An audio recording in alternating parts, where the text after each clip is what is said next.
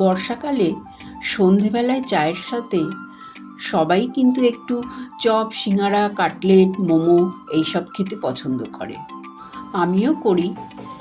নমস্কার বন্ধুরা, কল্পনার রসনা ঘরে সবাইকে স্বাগত জানিয়ে আজকে তোমাদের সাথে শেয়ার করব চিকেন মোমো কবিরাজি, যেটা বানানোও সহজ আর খেতে তো অত্যন্ত সুস্বাদু হয়। চিকেন কিনে আনার পর যেদিন দেখি অনেক সলিড পিস রয়েছে চিকেনের মধ্যে, সেদিন আমি ওই সলিড পিসগুলোকে রেখে দিই। মাঝে মাঝে এই সলিড পিসগুলো দিয়ে আমি অনেক রকম রেসিপি বানিয়ে দিই। যেমন আজকে তোমাদের সাথে চিকেন মোমোর কবিরাজিটা শেয়ার করব। আমি এই চিকেনের পিসগুলোকে ছোট ছোট টুকরো করে কেটে কিমা বানিয়ে নেব। চিকেনের কিমাগুলোকে একটা বড় বোলের মধ্যে দিয়ে দেব। চিকেন মোমোর স্টাফিংটাকে আমি আগে মিশিয়ে নেব। তার জন্য দিয়ে দিলাম গ্রেট করা একটা বড় সাইজের গাজর, একটা কুচানো বড় সাইজের পেঁয়াজ দিয়ে দিলাম, 4টে চেরা কাঁচা লঙ্কা দিলাম। ঝালটা অবশ্য তোমরা তোমাদের পছন্দ মতন দেবে, বাচ্চারা খেলে ঝালটা একটু কম দেবে। আর দিয়ে দিলাম কিছুটা স্প্রিং অনিয়ন, 10-12টা রসুন গ্রেট করে দিয়ে দিলাম। ভেজিটেবলসগুলো অবশ্য তোমরা তোমাদের পছন্দ মতন দেবে। 2 চামচ মতন ভিনিগার দিয়ে দিলাম। ভিনিগার না থাকলে তোমরা লেবুর রসও দিতে পারো। আর দিয়ে দিলাম 2 চামচ সয়া সস। স্বাদ অনুযায়ী নুন দিয়ে দিলাম। আর দেব 1/2 চামচ গোলমরিচ গুঁড়ো।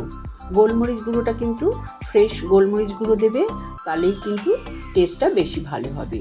সব কিছু দিয়ে ভালো করে মিশিয়ে নেব। গ্যাস অন করে একটা তড়কা প্যান বসিয়ে দিলাম, তাতে 2 চামচ মতন বাটার দিয়ে দিলাম। বাটারটা মেল্ট হয়ে গেলে আমি এই চিকেনের ওপর বাটারটা দিয়ে দেব। এবার ভালো করে চিকেনটাকে আবারও মিশিয়ে নেব। এই বাটারটা দেওয়ার কারণে কিন্তু চিকেনের পুরটা খুব টেস্টি হবে। এবার ঢাকা দিয়ে এই মিশ্রণটাকে ঘন্টাখানেক রেখে দেব। এবার আমি ময়দাটা মেখে নেব। ময়দাটা মাখার জন্য 1 বাটি ময়দা দিলাম আর 4 চামচ মতন কর্নফ্লাওয়ার দিলাম। অল্প নুন দিয়ে দিলাম। শুকনো উপকরণগুলো ভালো করে মিশিয়ে নেব। তারপরে অল্প অল্প উষ্ণ গরম জল দিয়ে আমি এই ময়দার ডোটাকে মেখে নেব। ময়দার ডোটাকে কিন্তু একবারে জল দেবে না, অল্প অল্প জল দিয়ে ঠেসে ঠেসে খুব ভালো করে মাখতে হবে। আমরা লুচি পরোটা করার জন্য যেমন ডোটা মাখি, সেই রকম একটা সফট ডো মেখে এবার এই ডোটাকে আধ ঘন্টা ঢেকে রেখে দেব। এদিকে চিকেনের পুরটাও ভালো মতন ম্যারিনেট করা হয়ে গেছে। ময়দার ডোটাও কিন্তু খুব ভালো মতন সেট হয়ে গেছে। এবার এই ময়দার ডোটাকে আর একটু ঠেসে নেব। তারপরে যেমন আমরা লুচি করি সেরকম লুচির মতন ছোট ছোট লেচি কেটে নেব। এবার একটা করে লুচির মতন বেলে নেব। তারপরে আমি ওই লুচির ওপর 1 চামচ ভর্তি করে চিকেনের পুরটা দিয়ে দেব। এবার আমি তোমাদের দেখিয়ে দিচ্ছি মোমোর শেপটা কিভাবে দেব।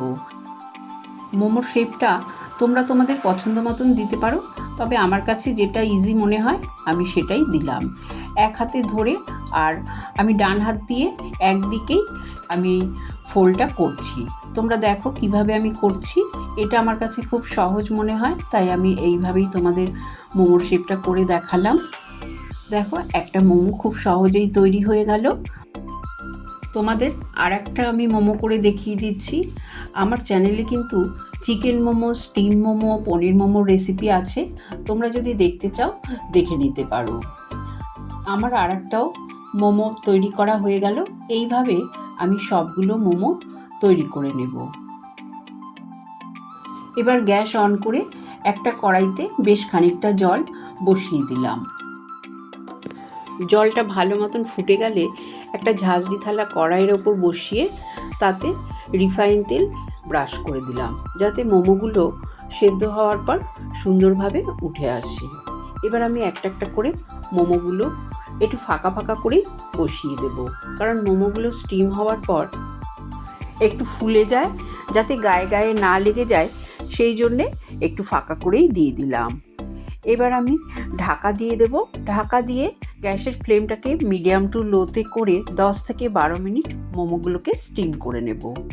10 থেকে 12 মিনিট পর ঢাকনা খুলে দেখাচ্ছি, দেখো কত সুন্দর মোমোটা স্টিম হয়েছে। মোমো ঠিকঠাকভাবে স্টিম হলে কালারটা কিন্তু চেঞ্জ হয়ে যায় আর সুন্দরভাবে উঠেও আসছে। মোমো তো বানানো হয়ে গেল। এবার যেহেতু মোমো কবিরাজি বানাবো, তার জন্য একটা বড় বোলের মধ্যে 2টো ডিম ফাটিয়ে নিলাম, অল্প নুন দিয়ে দিলাম আর দিয়ে দেব 2 চামচ কর্নফ্লাওয়ার। এই সবগুলো উপকরণ খুব ভালো করে ফেটিয়ে নেব। গ্যাস অন করে ফ্রাইং প্যানে বেশ কিছুটা রিফাইন তেল গরম করতে বসিয়ে দিলাম, কারণ যেহেতু মোমোগুলো তো ডিপ ফ্রাই হবে। এবার তেলটা যখন ভালো মতন গরম হয়ে যাবে, ডিমের গোলায় একটা করে মোমো ডুবিয়ে প্রথমে আমি দিয়ে দেব। আমার ফ্রাইং প্যানে 3-4টে একবারে ধরে যাবে বলে আমি একবারে 3-4টে করে ভেজে নেব। আর এই মোমোগুলোকে 2 পিঠ হালকা করে প্রথমে ভেজে নিতে হবে। মোমোগুলো 2 পিঠ হালকা করে ভেজে নেওয়ার পর আমি ডিমের গোলাটা থেকে হাতের সাহায্যে এইভাবে একটু ডিমের গোলাটা ছড়িয়ে ছড়িয়ে দেব এই মোমোগুলোর ওপর। একটু বেশি করেই ছড়িয়ে ছড়িয়ে দেব। তোমরা দেখতেই পাচ্ছ যে গোলাটা কত সুন্দর সুতোর মতন পড়ছে। ডিমের গোলাটা অবশ্য তোমরা কম বেশি যে যেমন পছন্দ করবে সেইভাবে দেবে। আমি বেশ অনেকটাই ডিমের গোলা ছড়িয়ে ছড়িয়ে দিলাম। এই সময় গ্যাসের ফ্লেমটা একদম লোতে রাখতে হবে। তারপরে এই কবিরাজিগুলো ভাজতে হবে। এক পিঠ লাল করে ভাজা হয়ে গেলে আমি খুব সাবধানে উল্টিয়ে পাল্টিয়ে দেব।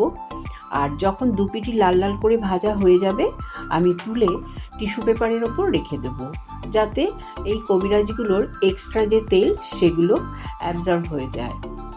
এবার সবগুলো আমি এইভাবেই কিন্তু ভেজে নেব। তোমাদের অনেকগুলো করে ভাজতে যদি অসুবিধা হয়, তোমরা একটা একটা করেও কবিরাজি ভেজে নিতে পারো। আমার সব কটা কবিরাজি ভাজা হয়ে যাওয়ার পর একটা প্লেটের মধ্যে এবার আমি মোমোগুলোকে সাজিয়ে তোমাদের দেখিয়ে দিচ্ছি যে কতটা লোভনীয় দেখতে হয়েছে। মোমো কবিরাজি খাওয়ার জন্য টমেটো সস হলেই হয়ে যাবে, আর কিন্তু কিছুই লাগবে না। তাহলে বর্ষাকালে এইরকম সন্ধেবেলায় যদি চায়ের সাথে মোমো কবিরাজি থাকে, তাহলে কি আর কিছুর দরকার হয়? আমার তো মনে হয় দরকার হয় না। একটা মোমো কেটেও দেখিয়ে দিলাম যে ভেতর থেকে জুসি আর ওপর থেকে কতটা ক্রিস্পি হয়েছে। তাই তোমাদের যদি এই রেসিপি ভালো লাগে, অবশ্যই কমেন্ট করে জানিও। চ্যানেলটাকে লাইক শেয়ার করো, নতুন বন্ধু হয়ে থাকলে সাবস্ক্রাইব করো। সুস্থ থেকো, ভালো থেকো। ধন্যবাদ।